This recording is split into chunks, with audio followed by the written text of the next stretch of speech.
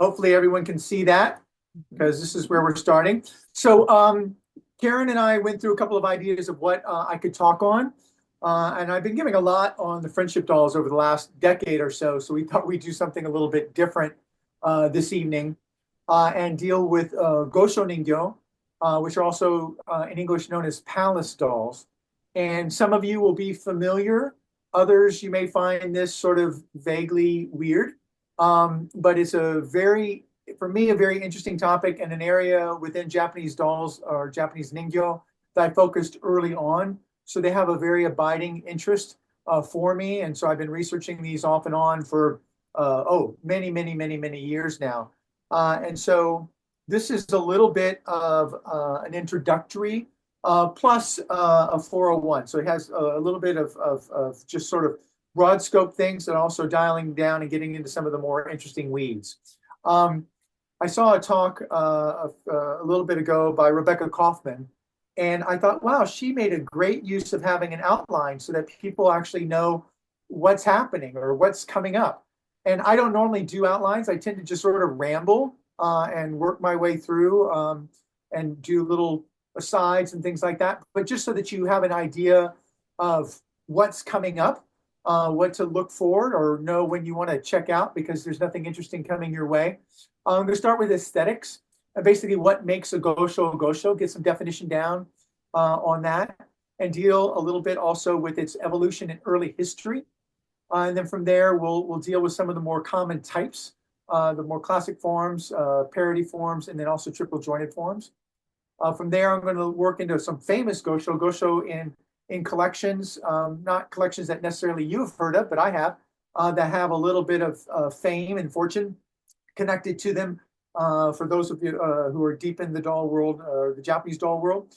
And then I'm going to conclude with makers that are practicing gosho making today. Three very interesting individuals doing things very, very differently, all personal acquaintances of mine. And so I'm going to share a little bit of their practice and story. And so that will be kind of where we're headed. But one thing that's absolutely amazing about Japanese culture is not only is its longevity. I mean, many cultures have been around for thousands of years, but Japan has this interesting phenomenon in which they've been able to preserve so much of their history in terms of art form and in terms of writing.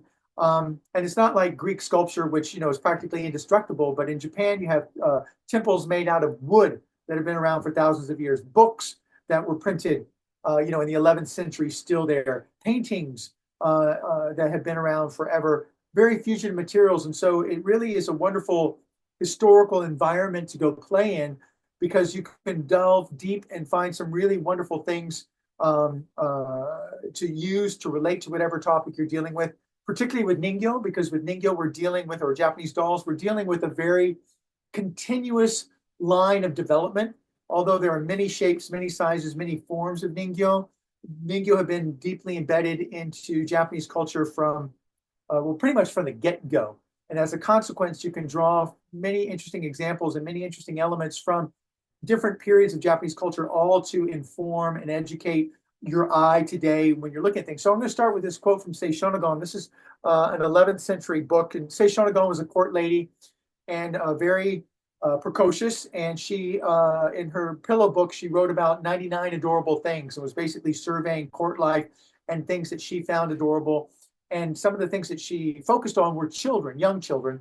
And particularly in this quote, you've all read it by now, an extremely plump baby who's about a year old and has lovely white skin, comes crawling towards one dressed in a long gauze robe of violet with his sleeves tied up. And you can get, what I love is that you can actually have a visual rendition of that quote in Gosho form. Gosho palace dolls typically almost invariably depict cherubic young infant boys, not young boys, infants, crawling babies, children that are corpulent. Boys in particular were seen as an auspicious sign because to keep the family line going. Obviously, you need to have, in Japanese culture, you had to have the male child. And so male children became auspicious symbols early on, but you have this overlay of the aesthetic that is set down by, say, Shonagon, of how cute and adorable a baby is crawling along the ground. But it's interesting that you have this.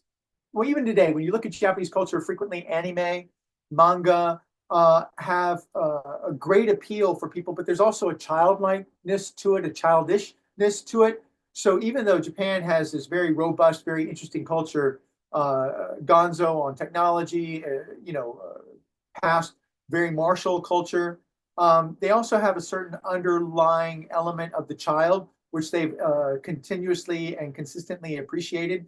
And that aesthetic of appreciation of the child comes through in the Gosho. Another quote from Sei Shonagon is, a baby or two or so is crawling rapidly along the ground. With his sharp eyes, he catches sight of a tiny object and, picking it up with his pretty little fingers, takes it to show to a grown-up person.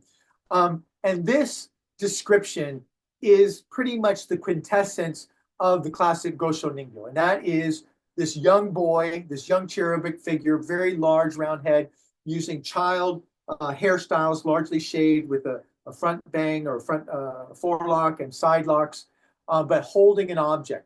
This idea of an auspicious child, because the male child was auspicious, holding up an auspicious object is basically the world that we are looking into when we're looking at Gosho Ningyo. And this is one of my favorites from all time, particularly because if you really, really look in and look at his toe. I love this toe. This toe has been loved. This toe has been worn. This, it's like you see a child, you grab its thumb. You see a child playing, you tweak its big toe. And this is exactly what's happened with this figure over a century now. People have caressed his big toe to where the wood underneath has developed this wonderful, wonderful patina. And so he's this boy holding a box, but holding it up, like Sei Shonagon was talking about, for someone to view. But for me, the sweet spot is that toe. This idea of a child seated upright, looking upward frequently, and holding an auspicious gift is basically the world of the Gosho that we're going to be exploring. And this idea of auspicious gift giving, particularly within the imperial context. Sei Shonagon lived and worked within the imperial complex. Gosho Ningyo are called palace dolls, largely because as a form they evolved within that milieu. And one thing that we'll get into is that their big claim to fame came early when, say, for example, you're a visiting dignitary and you go to the imperial court in Kyoto and you have brought your gifts that you're going to be presenting to the emperor. Well, the emperor's too busy, doesn't have time to look at all the gifts that you have. And so what is given to the emperor instead is a list of all the good things that you have brought. And in exchange for that list, it was tradition for him to give a Gosho Ningyo, a palace doll, as a sort of like a receipt, if you will, not quite so formal, but as an auspicious gift back.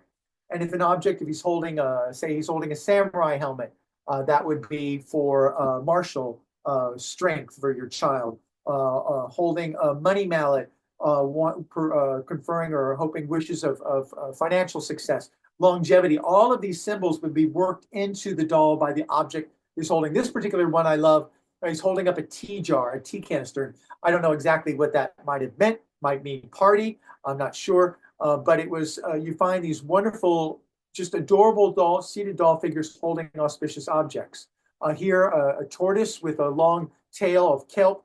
That is a longevity, because it's a turtle that has lived to a great age would have seaweed that would have accumulated on his shell, and that forms like a tail-like component. And so that would be a wish for longevity.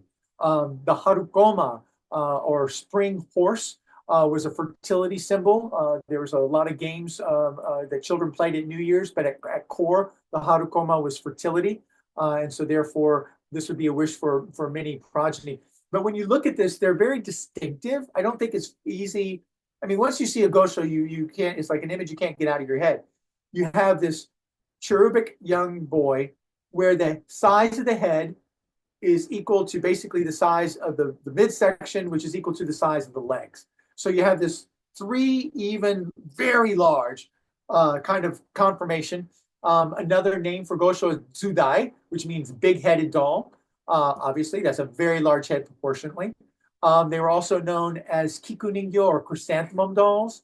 They were also known as Shiraniku or white skin dolls because they were always this pristine white gofun.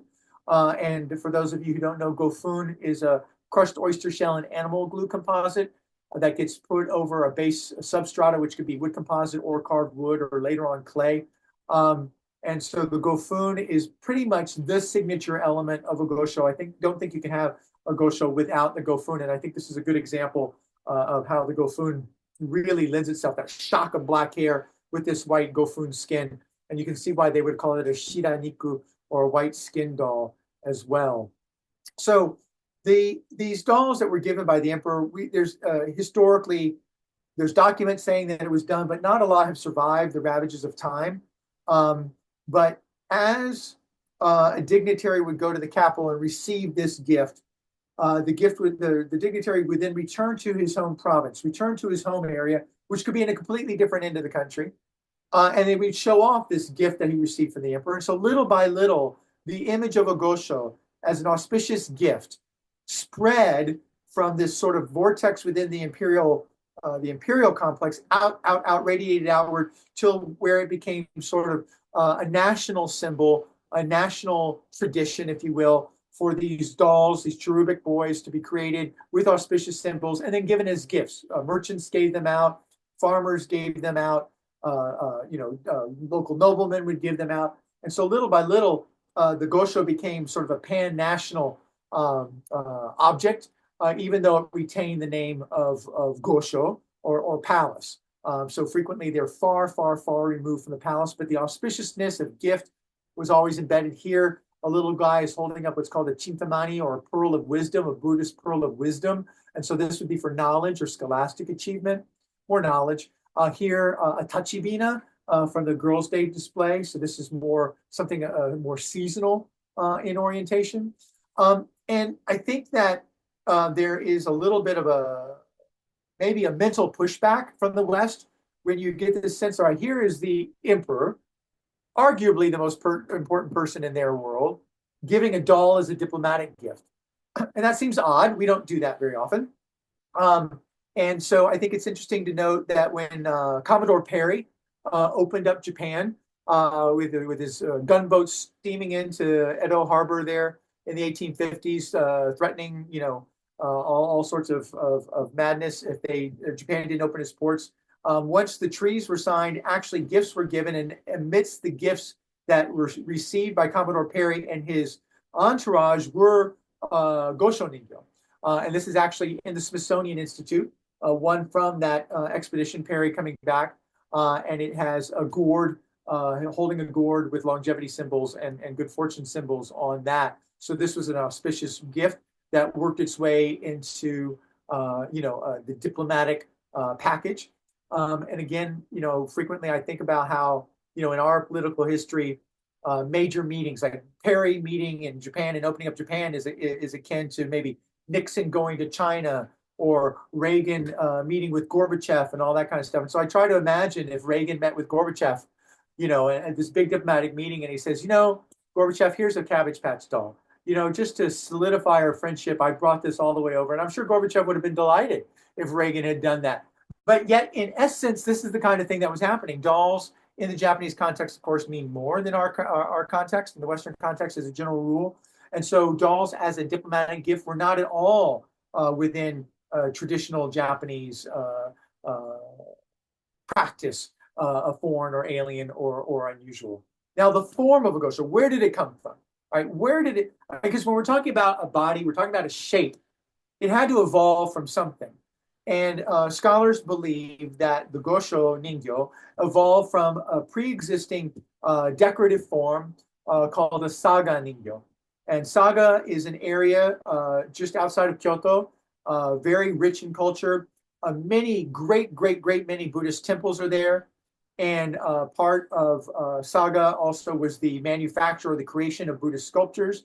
And it was not uncommon for Buddhist sculptors to have a sideline making dolls of varying quality for sale, kind of like as a side hustle kind of thing. But the saga Ningyo became a form that became very, very much coveted of a seated doji or a young boy not with textiles, but with a very sophisticated raised lacquer technique.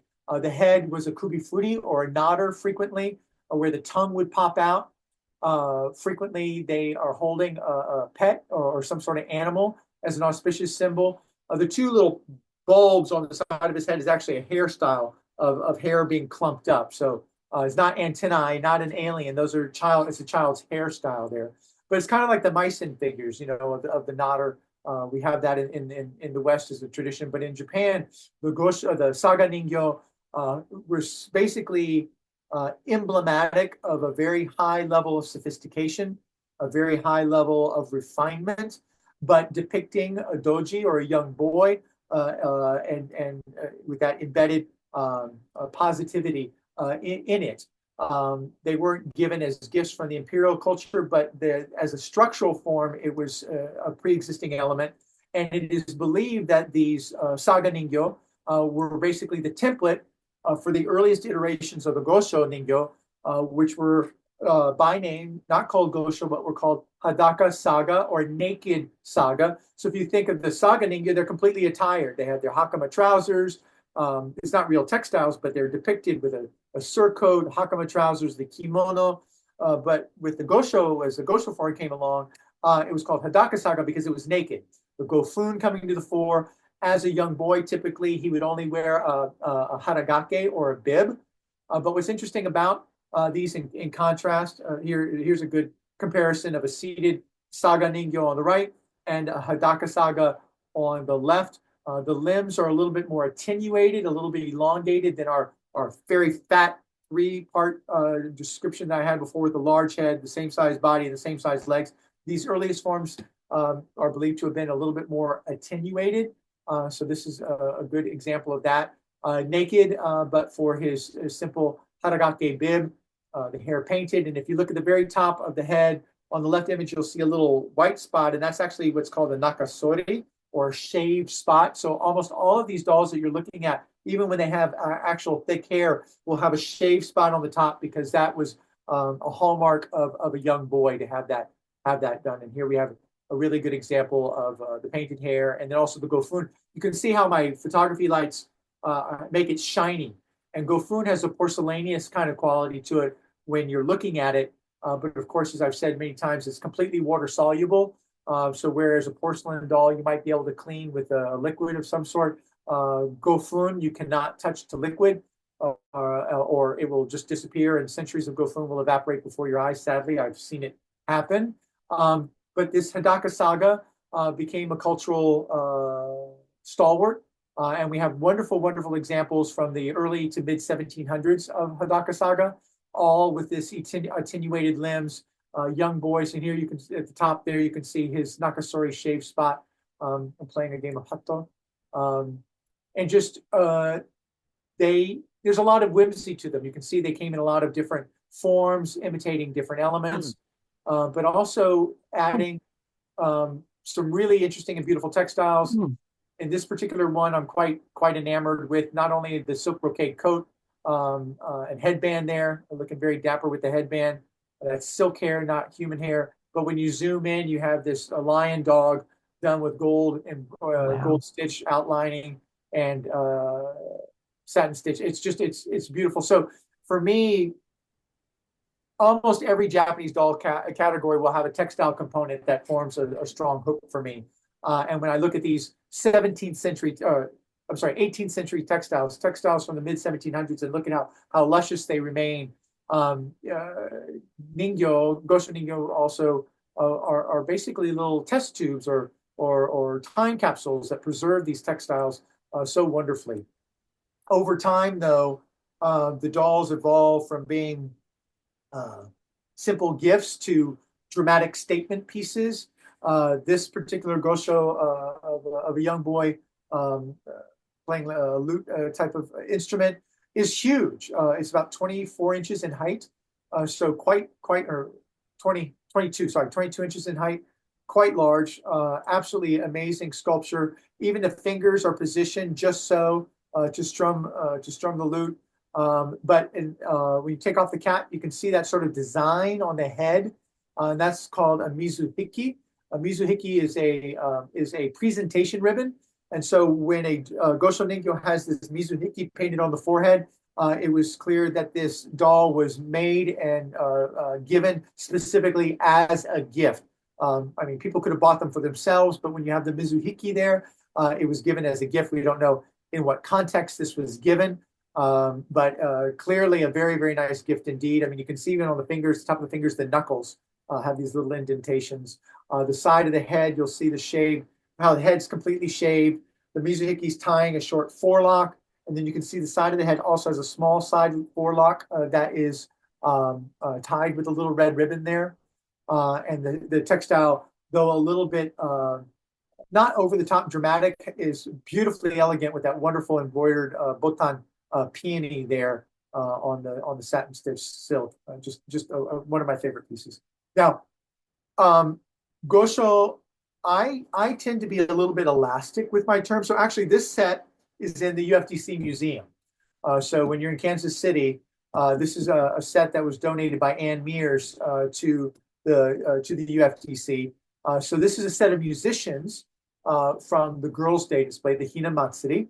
But to my eye, because of their faces, the roundness of the faces, the way the hair is cut, I see these as sort of a Gosho kind of interpretation of it. Now, in Japan, sometimes people go, no, you really can't call that a Gosho because they're fairly siloed in terms of how they interpret it. But to me, when I look at this face, I see nothing but a Gosho, so I'm totally fine calling this a Gosho style musician. So I tend to be a little bit more elastic in how I approach Gosho. Whenever I see that fat round face, I mean, it's a Gosho as far as I'm concerned. And so even in this context, Gosho, a young boy pretending to be a military general, but big round head.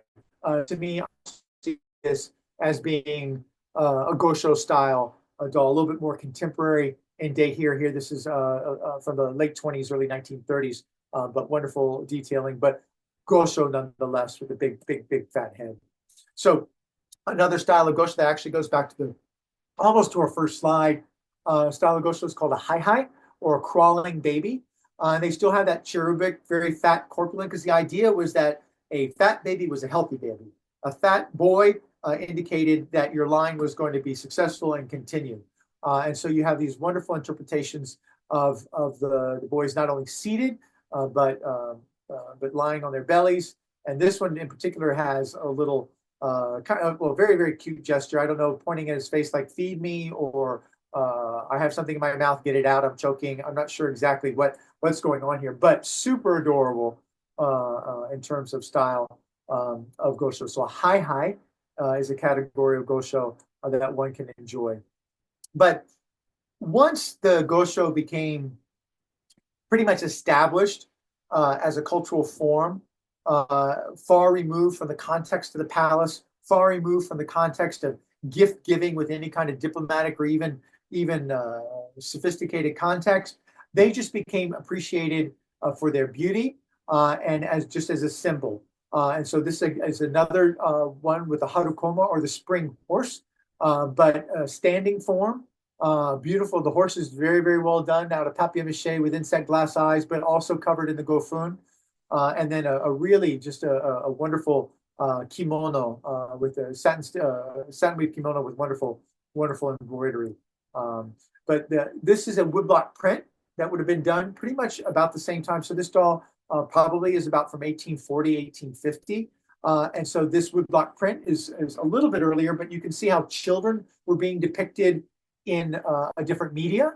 And again, you see the corpulence, you see the big head. And if you look at the figure on the right, it's holding up a hobby horse or a harukoma. And this is also the one on the right. You can see that shave spot that I was talking about.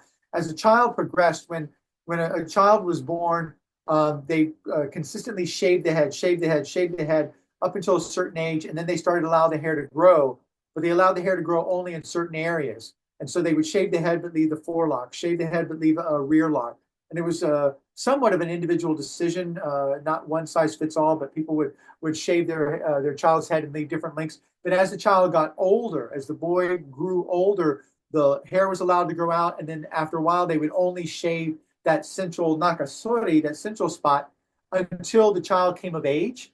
And when the child came of age, they would shave that central spot forward, removing that forelock. And if you think of like typical samurai images with that unusual shaved pate with the hair on the side, that's where it comes from. It comes from taking that nakasori and shaving that forelock off, and that would indicate that the boy had become an adult, had reached manhood. So you find a lot of tie-ins between the dolls and the woodblock prints, and so I'd like to tie those in whenever possible. And here's another woodblock print of a young boy dancing with a harukoma. So very much tying into our Gosho images. This one's quite fun, also from the 1930s. Beautiful kimono, and the head of this horse I particularly like. Really quite well done. And you can see here the hair is growing out a little bit. He's got a little bit of a top knot. It's kind of hard to see, but underneath that there's a shaved portion. So in terms of the creativity that one finds and the range of imagery that one finds within Gosho Ningyo, my favorite area, and this is true for a lot of different categories of Japanese dolls, is an area called mitate, or parody. There were so many tales, so many stories, whether that be folklore, whether that be kabuki, whether that be no drama, whether that be bunraku puppet theater, that were so part of popular culture that it was not uncommon for dolls to be created or Gosho Ningyo to be created imitating that particular character. And so this is the character of Kokaji, and Kokaji was a famous swordsmith, and he was commissioned by the emperor to create a special blade. And he was very, very nervous about creating this blade because it was so important to the emperor, an imperial commission, that he prayed to the goddess Inari, the rice goddess, for aid. And Inari's alter ego, or the vehicle that she uses to communicate with the earth, is a fox. So here, a fox has come down to help Kokaji pound a blade. So Kokaji, with his left hand, is holding the blade over the stone, and then in sort of a syncopated rhythm, he and the fox are pounding out the sword. So this is Kokaji making the sword as a Gosho. Now, this is a little bit of a blurry print, I apologize, but this is a mechanical doll tableau also of Kokaji, top center right, pounding the blade. And then on the bottom right, you can see there's a dancing figure. And if you look very carefully, you'll see that there's a fox mask on that figure. So this is Kokaji again, but this was a mechanical doll tableau. And then this is also from a kabuki theater of Kokaji. And you can tell that that's Kokaji because he's got the mallet, but also the fox on his head. So this is a mitate, parody of Kokaji done through that. So whenever you're looking, whenever I find a doll that's holding an object, part of the fun for me, particularly if it's an object I haven't seen before, is looking into the stories, going down the rabbit hole, trying to figure out what is going on with this. And so you have this figure. So it's a giant Gosho. Again, this is huge in scale with a red gold fish at the front. And some of you may think that this is random and that this is just a Gosho going fishing. But if you know Japanese culture and you know lore and you know the iconography of Japanese popular culture, you would recognize this immediately as a bisu, or the god of daily provision. And the god of daily provision is one of the kitchen gods, one of the household gods. And so it was very, very, anytime you see a figure holding a fish, particularly a red fish, you're looking at a mitate, or a parody of a bisu, the god of daily provision. So if you look at the Gosho with that fish, you know, for example, it's going to be a bisu, a mitate of a bisu. One of my all-time favorite Gosho that came down the pike was a depiction of this character, Moso. Moso is one of the 24 paragons of filial piety in Japanese culture. So Moso's mother was ill, and he was caring for her diligently, and she craved bamboo shoot soup. She wanted bamboo shoot smooth.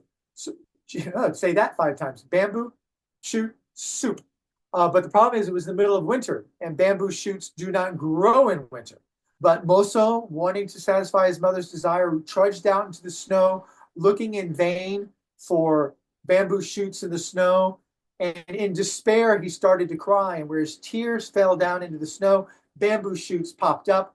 And so he was able to harvest the bamboo shoot, go back and make his mother bamboo shoot soup. And so Moso becomes a paragon of filial piety. And so this is a Gosho Ningyo in a parody of Moso. So there you can see he's got his digging implement over his shoulder and his right arm. On his head, he's got a conical helmet with snow, cotton blobs of snow. And then in his left hand, he has held out a bamboo shoot. So he's going home triumphantly with his bamboo shoot to make soup for his mother. So Moso, it's a fun tale, but it's also part of this having a decoder ring out of a box of Cracker Jacks. When you see an object, you have to be able to decode it and figure out what you're looking for. So a boy holding a bamboo shoot, you know exactly what it is. This is a more modern interpretation of Moso holding a bamboo shoot by Gyokusui. And I think Elaine Barr was on the call earlier. I don't know if she's still here, but this is from Elaine's collection. And so by Gyokusui, a contemporary meaning a modern, meaning 1930s, 1940s, 1950s. This one's from the 1930s. Gyokusui basically evolved his own concept of Moso, very jaunty, sort of headed back home with his bamboo shoot there, his hoe over his right shoulder. And so, but you know exactly who he is by looking at the bamboo shoot dangling from his left hand, Moso. This is a wonderful example, and you go, okay, he's got two shishi masks or two lion masks. All right, what am I supposed to do with that? But we know from woodblock print and from theater, all theater, from No theater to Bunraku theater to Kabuki theater, that this is a depiction of Shakyo, or the stone bridge. And the stone bridge is a very interesting tale of a Buddhist or a pilgrim who is traveling in the remote vastness of China. He's on a long-term quest for enlightenment. And he's walking along a mountain trail, and he comes to a gorge that's spanned by a giant stone bridge. And he's met by an apparition on this side of the bridge that tells him to be careful, that the bridge is very long, and that it's an arduous journey. And basically, this is the bridge to enlightenment. And as he stares across the bridge, in the distance, he sees this giant field of peony. And in the field of peony, you have two lions that are cavorting. And that's Shakyo, symbolizing enlightenment. So this is a kabuki stage rendition of Shakyo. And so you can see the stone bridge, the gorge, the giant peony flowers. And then that's one of the lions, the red-masked lion or the red-maned lion on the far side of the bridge.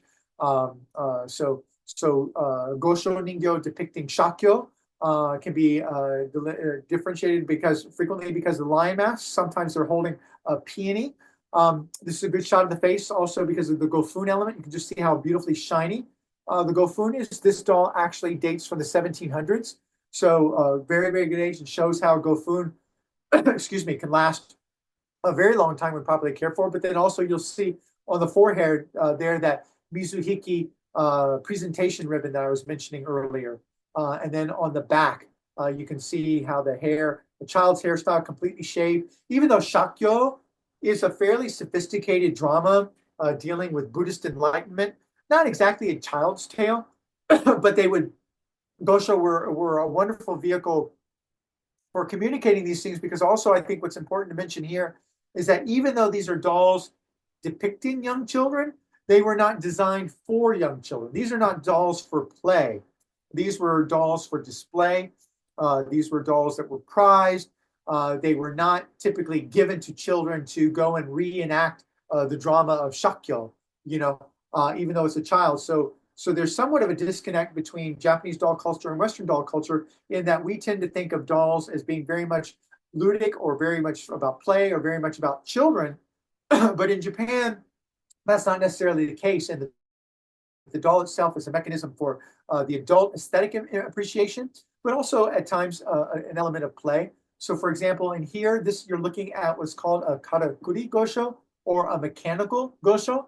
So there's a knob at the back, and when the handle is turned, the okame mask, or the mask that's being held there, rises up, and the doll is transformed into the character that the mask depicts. So this is another more modern version of the same kind of mask of Okame, and same ideal. There's a knob on the back. As the mask goes up, it covers the face, and the doll is transformed into the character that's depicted on the mask. This is Okina, very, very sacred character in Japanese no drama and in ritual performances. And so this is I think, a fantastic Gosho Ningyo there with the Mizuhiki presentation ribbon there, but mechanical. So when the mask comes up, he becomes the deity Okina. Just a really, really great example from that. And then going back to our fox, we mentioned the fox earlier. So this is a Karakuri Gosho with a fox, and he pulls the mask up, and that becomes Inari, maybe helping Kokaji make the sword, or the fox. The fox in Japanese culture is a trickster, a shapeshifter. Sometimes men would marry a beautiful woman and find out that she's actually a fox in disguise, and the whole thing was sort of a ruse and will disappear at night, or she'll turn herself into a fox at night and go running. So the fox has a lot of really wonderful, fun, mischievous imagery that goes to it. So when you see a karakuri ningyo like this of a fox, it's difficult to know exactly which iteration of the fox they were going for, but it's always a delight. Now, mechanical dolls introduce an element of interaction, an element of play, if you will. And another type of Gosho Ningyo that very much is involved or connected with that are the mitsuore, or triple jointed dolls, articulated dolls. So most of the Gosho Ningyo that we've been looking at now, up until the mechanical ones just a second ago, were static. The limbs were fixed. There was no padding in the arm. Nothing could move. It's a complete fixed sculpture. The kimono cannot be taken on or taken off in the objects that we've been looking at thus far. But when you get to the mitsuore, they were designed frequently with costume changes in mind. And so you could change clothing for whether it be a role for theater and some sort of parody, or whether it be summer, winter, spring, fall garment for the doll itself. This is a spectacularly large mitsuore ningyo, and you can see him on the left, he's standing, on the right, kneeling. But again, this is the quintessential Gosho face as it evolved into about 1830, 1840, 1820, right in through there. That was seen as like the golden age of Gosho. And this is sort of very happy, very smiley face, a little chin cut there to show corpulence, completely round head, narrow features, narrow slit for eyes. This is the very definition of a Gosho face. You had dictionary Gosho, this would be the face that they would show. But here's a good look at the body structure for a mitsuore. As I mentioned a few minutes ago, the arms of the structures that we were looking at previously had no padding, but here this is padded wire, so the arm could move, be posed to a certain degree, but also it allowed for the kimono to get on and off. When an arm is raised and in a sort of a striking position, you can't get the kimono on, but this way the kimono can be slid on. So mitsuore is triple jointed. So you have a hip joint, you have a knee joint, and you have an ankle joint. And so all those are shown very, very clearly here. When you flip them around, you can see the back of the thighs are hollowed out. So that is when it's kneeling, the shins, or the calves tuck into that. So it makes for a very, very low, stable kind of kneeling position. So here you can see on the side. So up front, and then on the side, you can see how the calf can tuck in there. Also, you'll notice how flat those knee joints are, how flat the hip joints are. That provides complete stability when it's standing. Part of the beauty or interest from a Japanese doll standpoint are these triple jointed dolls. These mitsuore Gosho are completely stable. You can position them standing with they don't need a base. They don't need, I wouldn't do it for long, but they're structured such that even with this heavy wood body, even with the heavy wood head, because of that joint construction called a Gosho joint, it's completely flat, and the doll is very, very stable. And so here you can see with the knees, particularly on both sides, you can see how that's a flush joint, and that allows us to stand. So when standing, again here shown completely standing on its own. I wouldn't do that. There's other types of mitsuore, but they're completely top heavy, and the joints aren't necessarily designed to support the weight of the figure.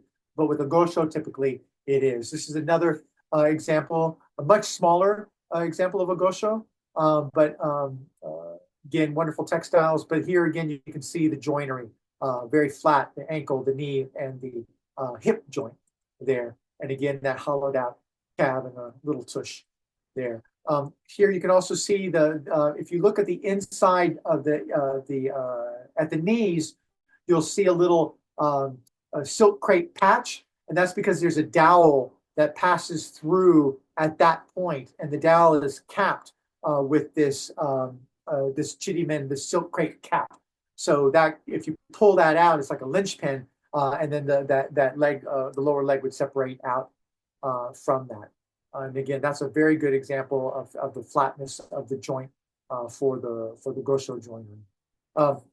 One of the more interesting and sophisticated iterations of the mitsuore were the creation of articulated prince and princess dolls. So the Japanese term is waka hime gime, which is an imperial prince and princess doll. And these were considered basically the ultimate gosho form, articulated gosho depicting an imperial young couple. Not a couple, because they're basically, I mean, they're young. They're, so not married or anything like that, but an imperial prince and princess, a young, maybe a young brother and sister from that regard. But these a little bit later, because if you look very carefully, you'll see they have inset glass eyes. Every doll we've looked at thus far has had painted eyes. And as a general rule within the gosho form, they don't do inset glass eyes. They kept with the painted eyes even once glass eyes became common and kind of de rigueur in every other form. The gosho remained more of a purist approach, but this is a very rare example of inset glass eyes on an articulated wakagime himegime imperial prince and princess pair that is really quite extraordinary. This is a static pair of the wakagime himegime, but you can see here that the eyes are painted. This is a pair that I just found last November and brought it in, but you can see the eyes are painted quite large. These are about 26 inches standing, so really quite an amazing pair. Done as a gift for a wedding. They're wearing a white wedding robe, so these would have been given as a gift for a marriage with a very sophisticated textile. The the trousers that he's wearing is what's called a tatewaku, or an undulating line pattern, and that was very much associated with imperial formal wear, formal garb. Another pairing, in this case actually in mitsuore form or articulated form, are called kyodai, or older brother, younger brother. And again, that filial piety, I mentioned Moso earlier, filial piety, this idea of when you look at the Confucian relationships, you have ruler subject, father son, older brother, younger brother. These are sort of like the social hierarchy within traditional relationships. And so the kyodai, the older brother, younger brother, were basically virtuous by dint of what they depict. But this is a great pair, articulated. But they also come with a change of clothing. So this came with many different trousers, many different kimono, so that change of season, the doll could be dressed. The older brother similarly, with a gauze summer robe and a lighter cloak, all with the family mon, or the crest there on the shoulder, and you can see that on the kimono in the background. So this is this is a kyodai pair, but done in mitsuore. So here he's kneeling. But kyodai are a subgenre. So if we go back to even think about our hai, our crawling baby.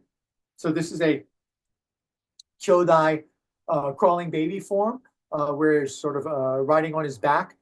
Frequently, you have the older brother carrying the younger brother on the back. Again, just these are static, but gives you a sense of the kyodai form.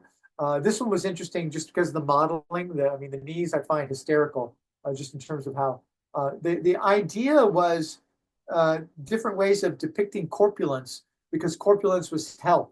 And so sagging skin or an abundance of skin this way to help depict corpulence. But then you can see the baby on the back. But what I particularly like is how it was modeled. If you look, I've taken them off, but if you look at the left hand bent behind his back, you can see how it's shaped just so that the boy can fit and be cupped into it.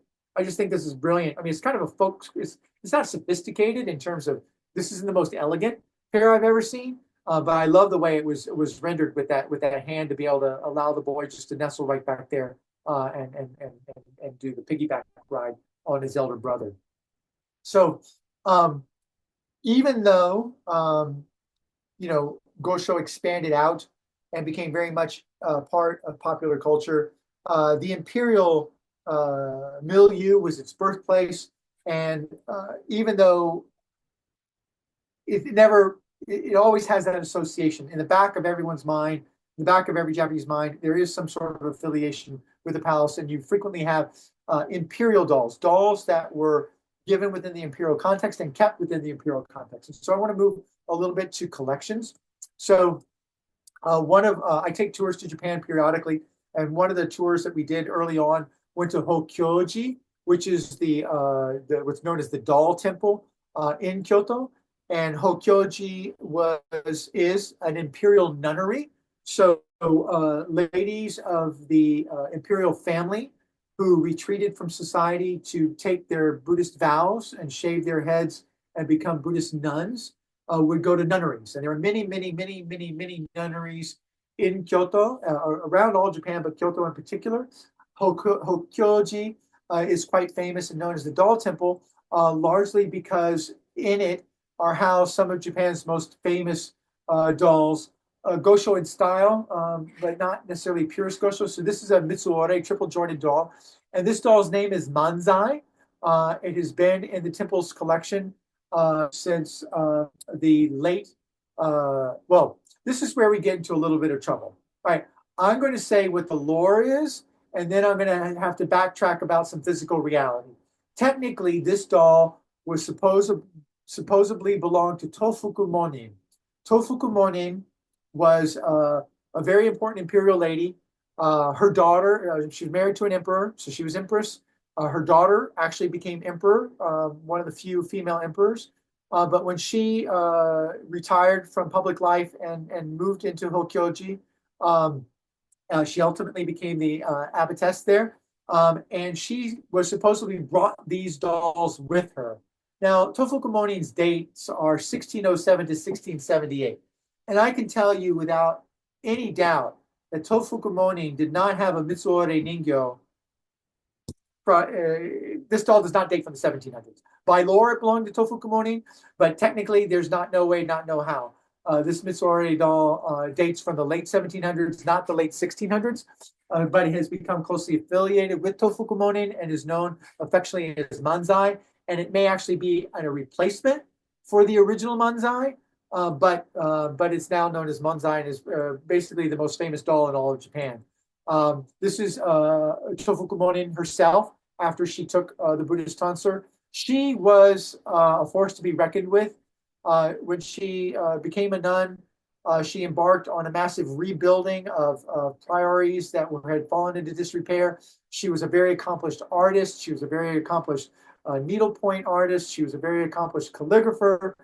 She was a very accomplished administrator. The list goes on and on and on. And so she's a very impactful cultural figure. So all these dolls associated with Tofuku Monin have this added puissance or power. So this is from a catalog that depicts the treasures of the various imperial nunneries. And of course, it features Manzai prominently, listing her as being Tofuku Monin's doll. But again, this is a late 17th century. I'm going to get into trouble if someone from Japan watches this because I'm speaking out against orthodoxy, but there you go.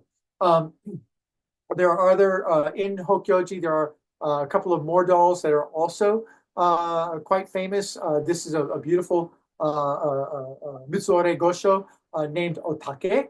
Otake is wearing a very wonderful silk crepe kimono, very court fashion, kosode narrow sleeve opening, very elegant with the embroidered blossoms there. Another one that I find completely whimsical. This one's name is called Otora. And Otora also is Mitsuore, and very idiosyncratic. This is the most personality-filled face of any doll I know of. And again, this is like, I would call it a Gosho, but it's kind of very borderline there. We're moving away. But this is Otora. Otora, excuse me. It's quite famous in Japan. These are taken from a publication. I didn't actually get to photograph Otora. myself. Shifting gears a little bit, this is Mikika. Mikika is a Gosho that actually went to Europe and was part of the collection of Jules Adeline. And Jules Adeline was a very prominent artist in Rouen, in France, in the 1860s, 1870s. And he had a collection of Japanese dolls. And so this is one of the earliest documented collections of Japanese dolls that I know outside of Japan, in the collection of Jules Adeline. And his studio apartment, or his apartment in Rouen, was just decorated with a lot of these dolls. And you can see Mikika standing there on a shelf. And Mikika became something of a cause célèbre because Mikika became a subject of illustrations, photography that were done in Jules Adeline's apartment. But an entire poem was written about Mikika and published, and even an etching of Mikika was entered into one of the French painting exhibitions. And so Mikika was really well known in his day. Unfortunately, Mikika is missing. Jules Adeline's collection is in the library in Rouen. I visited it, but Mikika is gone, and no one knows what happened to Mikika. I would love to find this doll because it's just the fact that we have an archival photograph, I think is just really, really wonderful. But you can tell at the end that etching that Jules Adeline did is very much from this particular photograph. So this is the photograph, and then this is the etching that he did. That was a cover piece to this poem that he wrote, Mikika, that he printed privately. It's a tiny little thing. I bought a copy, found one online, spent a gazillion dollars for it, but I had to have it. Little tiny. I mean, it's only like 3 by 2 by 3 or 4 by, it's narrow and small, but really wonderfully illustrated with Mikika, and just talks about his journey in the United States. And then he looks around, not the United States, I'm sorry, his journey to Europe, and he looks around and goes, who are all these people? You know, what happened to my country? So moving into a different direction, Nishizawa Senko, I'm dealing with collections now. Nishizawa Senko was a prominent banker in Tokyo in the around the turn of this about 1900. Avid doll collector, doll enthusiast, founded a number of study clubs to research dolls, to collect dolls, to document dolls. He owned a bank, and so he had the wherewithal to do all of this. Formed, as I said, several clubs and made several publications. Had a significant collection, but unfortunately the entire collection was destroyed in the Great Kanto earthquake of 1924. And so all of his dolls were destroyed. Fortunately, his son, Nishizawa Tekiho, followed in his footsteps, was also an avid doll collector, went on to become a curator for the Imperial Museum, what later became the Tokyo National Museum. I was their first doll curator. And so he had his own doll collection, but this was a set of Gosho that was in the Tekiho collection that I was able to acquire some years ago, that passed to the Caribay collection, and then when Norm passed, Terry Olds auctioned these off some years ago. I didn't get them, but they're out there somewhere. These are have a lot of memories for me, because I actually went out to, I never met Nishizawa Tekiho passed before I came on the scene, but his daughter, Osui, was very, she ran his museum, and was just this wonderful lady. And so I went out to her museum several times, had wonderful interviews, and she really helped lift the veil of a lot of stories behind dolls. And I learned quite a bit from Hosui-san. And these dolls came to me through her. So they were prized, well, until I sold them. Guys got to eat. So, but Nishizawa Tekiho also worked with oh my goodness, I'm forgetting their names. Collectors in Sandwich in Massachusetts. They worked with Nishizawa-san, and he helped them develop their collection. So this is them in their apartment in, I'll remember their name before I finish this segment. I can't believe I forgot their name right now. Anyway, this is their apartment in Tokyo before they moved back to the United States. And you can just see it's chock full of wonderful dolls, both of Gosho type, also of other type. And if you zero in on this, we have a standing Wakagime Hime pair there on the top shelf. And then this is that pair. It went from, they formed the Yesteryears Museum in Sandwich, Massachusetts. Then Michael A. Yervais purchased the entire Japanese section, and this was in Michael's collection for a long time. So this is a wonderful, so through Tekiho, to the sandwich, the Yesteryear's Museum, to Michael, beautiful, beautiful example of the Wakagime Himegime. And then they were auctioned off last year at Terrialt's, and so now they belong in the Hannen collection. So these dolls continue. So like with this particular pair, I have 3 collections back that I can trace them, which is quite fun. One of my personal mentors was Asahara. Asahara-san in Tokyo. Her father was a collector. She was a collector. Her biggest love was Gosho Ningyo. And I started going to Japan in '93 and made her acquaintance then. And every time I would go to Japan for a decade, I'd go to her house every time I was in Tokyo. She'd order sushi and she'd let me look at her collection and she would tell me stories about dolls.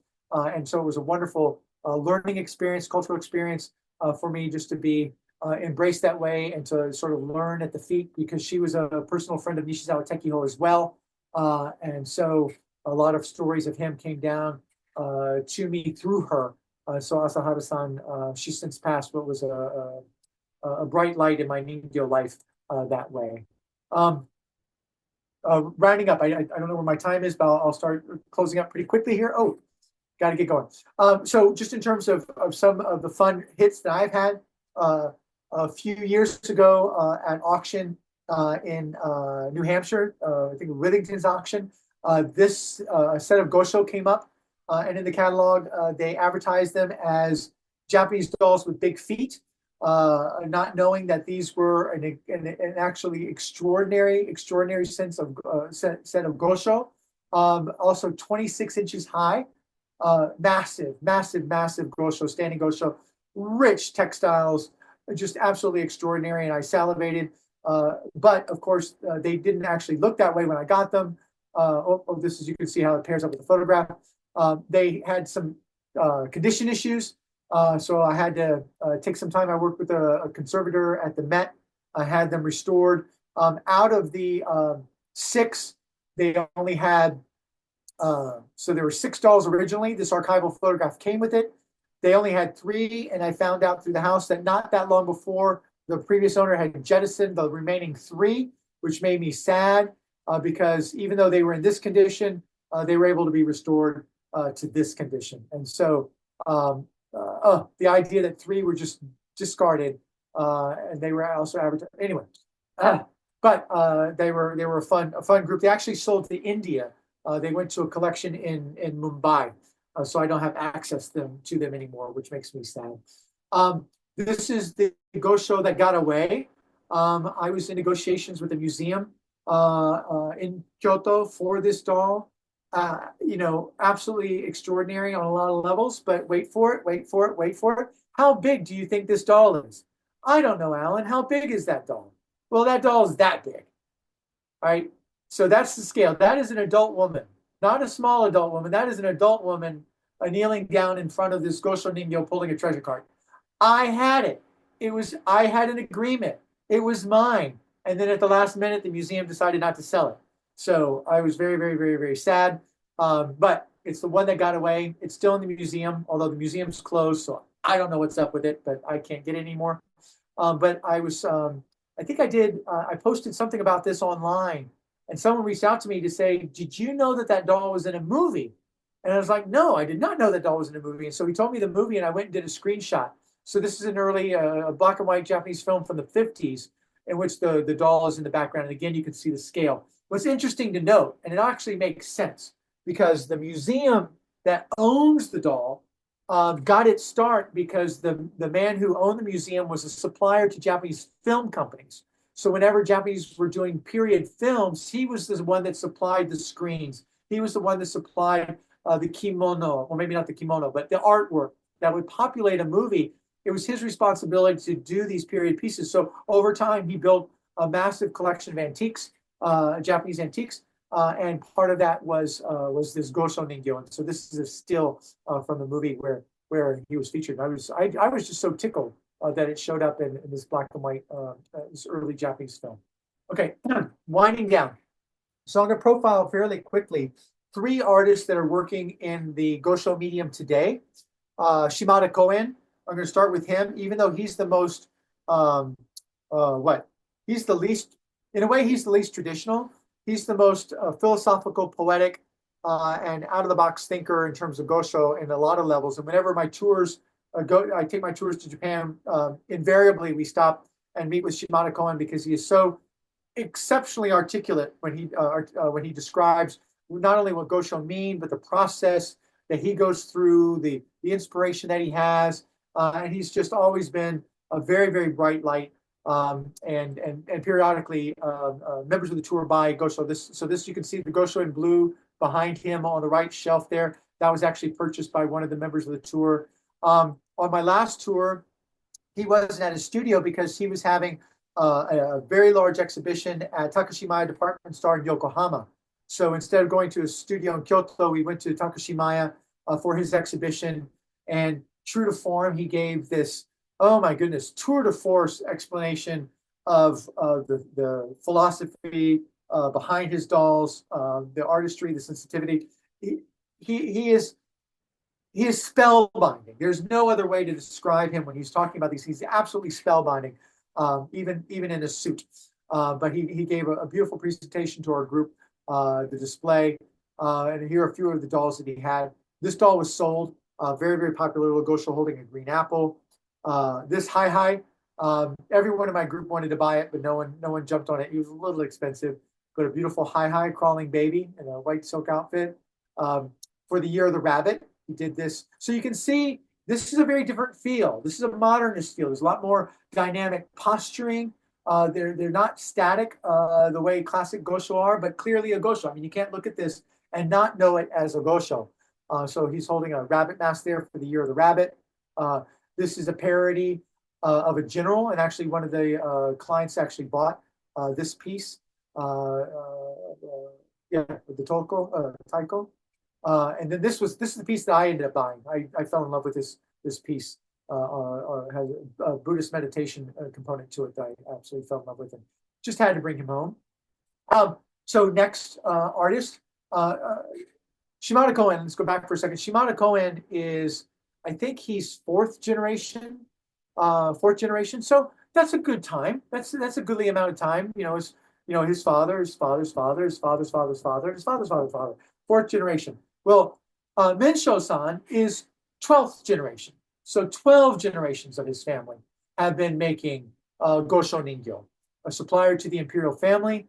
And Mensho-san, I met him. I've known about him forever, but I met him for the first time in October, and he agreed to let my tour group come. So I took my tour group to see a special exhibition that he was having. But again, somewhat like Shimada Koen, really to interview. So for example, most of the time I've dealt with not living artists. I've been focusing on dolls from the 1700s, focusing on dolls from the 1800s. And it's really difficult to find an artist from the 1800s still around who can talk to me. So it's really nice to be able to get inside the head of artists who are working today, but whose mindset actually, 12 generations, you're going back to the 1700s. So in a way, I'm able to commune with Gosho makers from the 1700s through Mensho-san, and he was very, very generous in showing us around. He was at the Shushin Art Gallery, a special exhibit of his materials. So this is our tour group that was there just this last November. And some of the dolls he had on display, some were very traditional. So this is a hime or a princess doll, not unlike some of the other ones that I've shown you, dressed in a formal kimono and her hair in a formal style. This is a sanbaso performer, so a ritual dance performer, moving a little bit more modern, but still very much Gosho. This is a puppeteer moving. Now we're still moving a little bit further out from Gosho, but then he moves into the pure. His whimsy right now is amazing. So he's taking the Gosho form and turning it into these wonderful art pieces that are would never have been conceived of back in the 1700s. This little baby on a cloud, adorable. But interestingly, Mensho-san traveled to India about, I think he said it was about 10 years ago, 8 years ago now. and he saw a number of bodies floating down the Ganges. And you know the traditionals, they wrap the body and then some of them are set adrift. I don't know if anyway. So he saw these bodies and he was very much struck by it. And he came back and did a series of these figures. And you know, when I first saw them, I was very confused because here's a 12th generation Gosho Ningyo maker. And so he's making these figures, which, you know, are very, in my mind, not Gosho. And so a very interesting conversation ensued where, so for example, many of the women in the group thought that this was a political commentary on the plight of women in the world, being shut up, being, you know, even on trafficking and things like that. That is not in his head at all. He sees these as dolls. He does not see them as women. His idea is that what is the unifying element of Gosho Ningyo, and it has to deal with the fixity of their feet and how their feet are fixed and attached. And so he took that concept of fixity and then and created these images. And so not what I expected. And so it's art is in the eye of the beholder, subject matter. There were so many interpretations. He's had so many TV interviews, and everyone invariably goes to the plight of women. He says that's not in his head at all. He sees this as an interpretation of a Gosho Ningyo. Like, whoa, dude. Very, very fascinating. And the final maker is Ito Hisashige, also another Kyoto maker, also 12th generation. So his family has been around for a very, very long time. And what's interesting also about Ito-san, wonderful guy, and here is a Gosho Ningyo in process out of kiri wood. Outside of his studio, he had stacks and stacks of wood, and these were aging, and he would go. And so this is the beginnings of a very, very big Gosho Ningyo.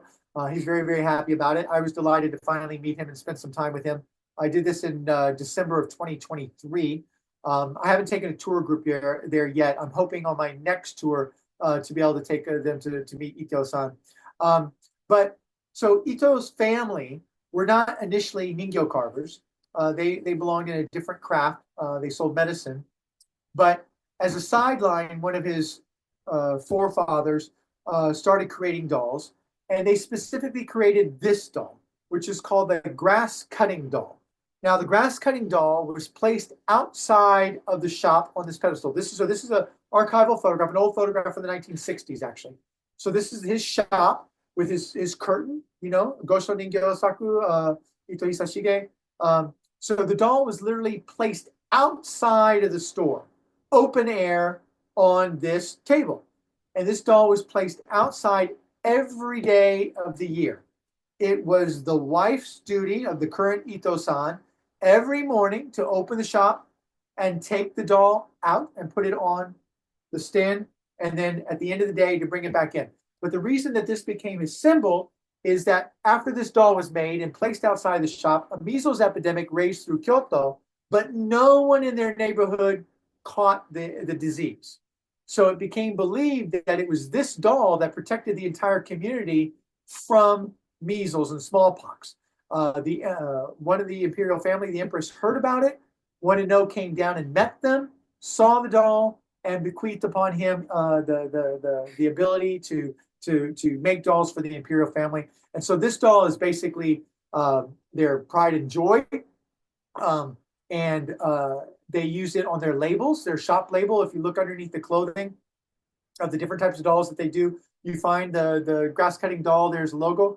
This logo actually is under a pair of Meiji era Daki Ningyo. So Ito-san not only does Gosho, but the family historically would make a lot of different types of dolls. Now they focus just on Gosho, but they still use that doll. And so this is him today. I was so excited I was going to actually get to meet this doll, which is famous. But again, I don't think this is the original doll. I would lay money that this doll doesn't date from the 1700s, but I'm not going to go and tell Ito-san that. I think this is a later replacement. It's fine. It's still old. It's still amazing.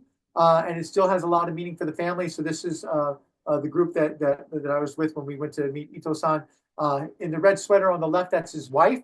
And she said that as long as they had that shop, every day of her life, it was her responsibility to open the shop, put the doll outside, and then bring the doll at the end of the night. She couldn't travel anywhere. It was very difficult for her to go because her job, amongst other things, was to do that, and that was a tradition handed down through many, many generations. He no longer has a store. He works out of a private studio now, so the doll is preserved inside. But he also, fans of his, established a museum for Ito-san in Shizuoka Prefecture, and a tour group and I went there a couple of years ago. So this is some of the work that he's doing contemporary-wise in terms of Gosho Ningyo. So Ito-san also still a supplier to the Imperial family.